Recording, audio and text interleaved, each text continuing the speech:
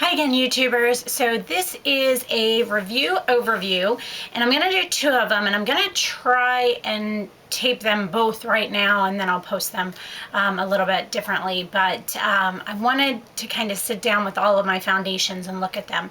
So the first one I'm going to start with is an overview of more matte / long-lasting foundations. The first one I'm going to talk about is one that you guys have heard me rave and rave and rave about for a good couple years. I use it only in the summer pretty much. This bottle is like empty. I just saved it so that when I did this I could talk to you guys about it. And it is the Shiseido Sun Protection Liquid Foundation, very water resistant with a sunscreen SPF of 42. I've heard a lot of people say they have trouble finding this. I get it at my Macy's counter, so I'm not really sure. I haven't really tried finding it anywhere else because my Macy's counters, both of them that I go to, always have it in stock. This is the color SP60. I also have SP70 for when I'm darker. I sometimes mix them together. Their color selection isn't that great. The odd numbers, I believe it is, yeah, odd numbers are more yellow based and even numbers are more pink based. A lot of foundations have that way of doing things, which I think is very confusing for people because most people think the higher the number, just the darker it is. The lower the number, the lighter it is. So a lot of people, if one color doesn't work for them, they just go down to the next color, and then it ends up that it doesn't work because it's a totally different undertone. So this product, you can put it on, excuse me, a lot of different ways, but the way they suggest is to use a small latex sponge and to actually compress it onto your face, and that's what makes it water resistant. It pushes it more onto your skin. Now I've also put this on with my fingers, I've put it on with brushes. The best way it does stay is by actually, no matter which way you do it, make sure you use a sponge afterwards and kind of press down on your skin. So that is an awesome, awesome foundation. I wear it all summer long, out by the pool, at the beach, just out in the sun, anything. Anytime I'm in the sun, and it's just a phenomenal, phenomenal product. The next one I'm going to talk about is Guerlain's Power Extreme. Sorry, God, my throat today. This is in the color 3. Color 3 is the best match for me pretty much all year round. Again, they don't have a huge color selection. Odds are more yellow, evens are more pink. This is a much thinner, much more natural looking product than the Shiseido. You have to be very careful with this. It can look a little bit cakey if you're not careful. Whereas this is a very thin product. It can be applied. I use brushes, flat brush, foundation brushes. I use foundation buffing brushes. I use my fingers. And the great thing about this is it also has a primer and a powder somewhat substance set into it. Oh, okay. Let me go back to this. This one has like a satin finish, by the way. And I do set that with powder every single time. The Guerlain is a satin finish as well. I do sometimes set it with powder. In the wintertime, I don't need to set it with powder. I think this packaging is gorgeous. I know it is very expensive in comparison to some other foundations, but it is one of my top favorites. Another one that I'm going to tell you about is Makeup Forever Professional Matte Velvet Plus. It is oil-free and water resistant. I never remember how to, 30 is the color I have. It's way too pink, but I use it sometimes on the more yellow foundations to mix in, to make the right colors. This is a really, really nice product, but it gives you an extremely, extremely matte skin. So just be aware of that. You also need to use a very small amount of it. It can be, it is a thick product, like you have to shake it up really well. I don't have much left of this at all. It comes in a pour spout. Sorry, I should really flip back again. The Shiseido comes with a pour spout, and the Guerlain has a pump. Sorry, things I think of as I do reviews that I would want to know. So this product has a nice staying power. To me, it can be a little bit heavy, especially when you're out in daylight or natural sunlight. It sometimes can be noticeable around like your eyes or possibly around your lips or mouth or things like that. So it's kind of a hit or miss. I mix it in with other products to help them stay better, and that seems to work the best for me, just because I want to make sure I use it up.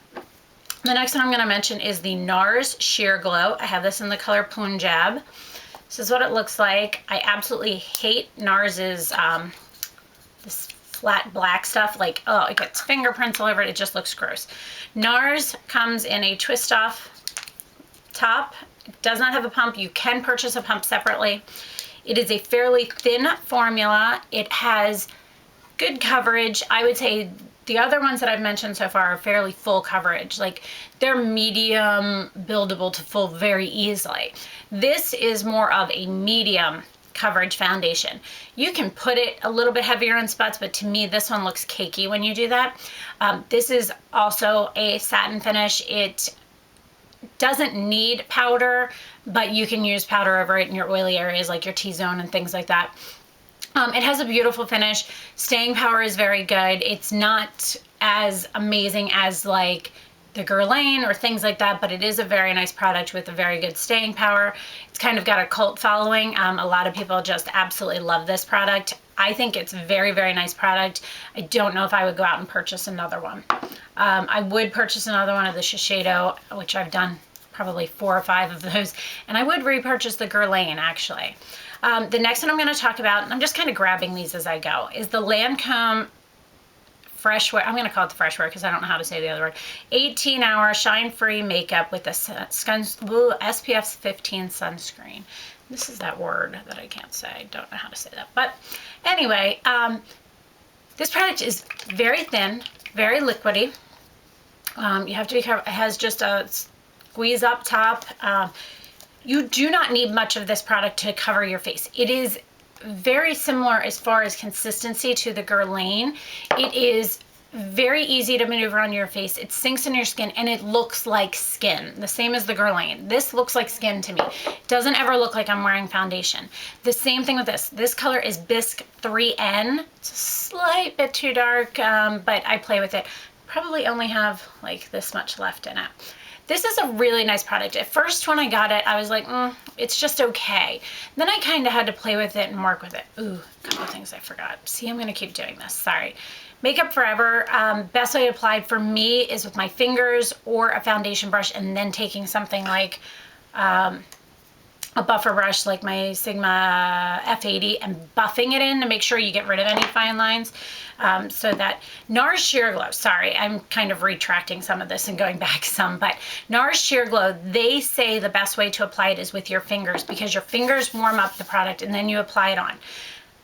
I agree with that statement, but I still use my buffer brush to buff it in and make sure I get rid of all those lines because this to me can look streaky, so beware of that.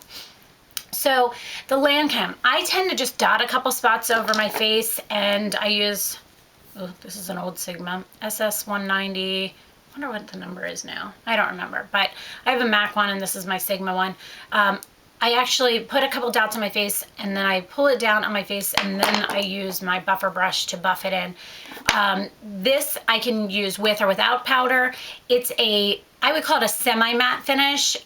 It's not completely matte, but it's not satin either. Beautiful finish, looks like skin, great product. And as I was saying, I'm sorry, when I first got it, I was like, ooh, I tried putting it on a bunch of different ways. It just seemed okay to me.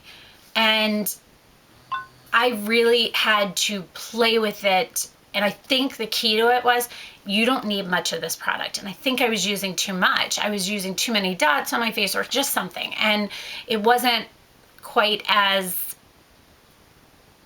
I thought it was going to need more coverage. I thought it was going to be heavier. And it's a very, very thin consistency, but it's a beautiful finish.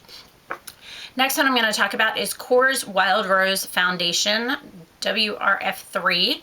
It's the color. This is what it looks like. It has a shaker ball in it. It is a twist off cap. It does not have a pump. I've not ever seen a pump for it. It does smell slightly of roses. It is a brightening and long lasting foundation with an SPF of 20. I have a love-hate relationship with this. I absolutely loved it when I first got it. First time I had it, I thought it was amazing. I think with this, the only time this looks phenomenal is like when my skin is in its best shape. If I have breakouts or like drying from peels or retin-A or any of those things, it looks cakey.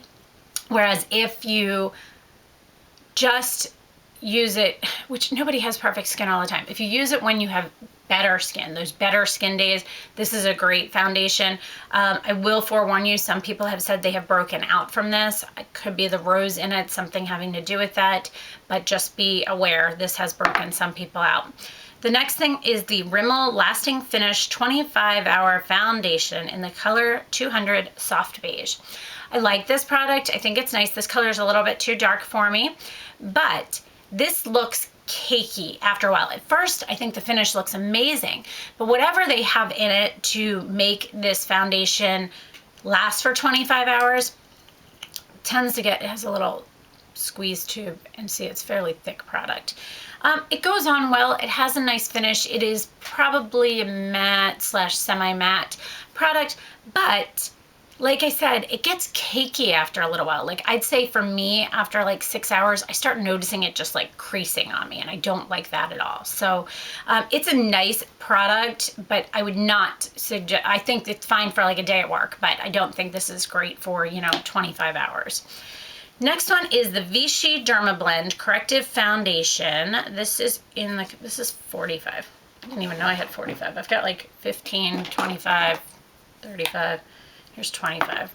I'll pull out 25. And here's some of the, it has SPF of 20.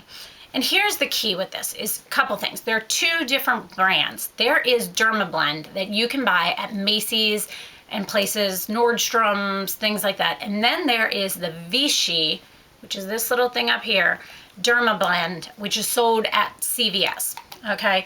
And CVS, not all of them carry it, only ones that are bigger ones that carry, I've noticed it's a lot more 24-hour ones, the ones that carry the whole Vichy line. But if your CVS does not carry them, online carries it. So that's really helpful. People have always asked me that. But here's some key things. Very, very small color line. I think it's 15 through 45, maybe 55. I think I have all of them. I love it. I think it's great for multi-purposes. You need the world's tiniest amount of this. If you use too much of this, you are going to look so heavy and so heavily made up and so cakey. It's going to look horrible. You need the world's tiniest amount of this. And another thing that this is really great for is this is great for concealer. So as far as putting it on as a foundation, I dot a couple spots on my face. I use my flat brush, and then I use my buffer brush. This is so important in this process with this product because you want to make sure it's so evenly put on your face because it can be heavy. But this is full coverage matte foundation, 100%. I still set it in my oily areas with a powder, but I always do that no matter what, but I don't need any powder around my mouth or my cheeks. But this is an amazing product. It is, I think it's like $25 US, but it's a great product. It works very well as both the foundation and a concealer. I love it for under eye concealer. I think it's amazing and totally a great product. The last one I'm going to talk about is another one. This one is like an absolute favorite. It has a shaker ball. This one is the Bobbi Brown Skin Foundation with an SPF of 15. I have this in the color Natural 4. Now here's the key. Oh, has a pump. Here's the key with this. I first bought, I think her other foundation is called like the Lasting Finish Foundation. I first got that and it was streaky and kind of like just didn't settle into my skin right. So, and they didn't have the color, and I got the wrong color. They didn't have this color or the right color for me in that one. So I was like, let me try the skin foundation since I was exchanging it. This stuff is amazing. It is definitely a medium, somewhat buildable coverage, medium coverage, but the finish is a satin finish, but it also is like so easy on your skin. It covers well, but it makes you look like skin. It looks healthy. It gives you a glow, but not like an oily like glow. It just seems to hit at the right planes of your face and things like that. And it is like probably one of my favorite foundations. The color match is great. The product is great. It's so easy to use. I can put it on my fingers. I can put it on with a brush. I can put it on with a buffer brush. I can do anything and it just never fails. It always looks phenomenal. You can't mess up with this foundation. I think by far it is a great, great product. So that is kind of my overview on my lasting finish slash matte, not all of them are matte foundations. Oh, a couple I want to mention is Dior Forever. Great product, used to use it. I have a review on it. I used one bottle, never went back to it. It's a nice product. It does good staying power, but it's one of those products that can just look too cakey. You know, there's all these, you know what? It's kind of similar to the exact explanation I gave you for the Makeup Forever Matte Velvet Plus. Very similar explanation, but it comes with a pump. And the other one that I'm going to mention is the YSL Tint Resist, I think it's called. I got that. I couldn't find the right color match. It had a nice staying power, but was streaky on me. The only reason I think it was streaky is because I could not find the right color. No matter what I did, it was either too dark, too light, and I was not willing to buy 2 of those because I wasn't in love with it to get the right color match. So I hope this information was helpful. Let me know if you have any questions, and up soon you'll see a more like natural dewy finish foundations. All right, thanks for watching and have a great day. Bye.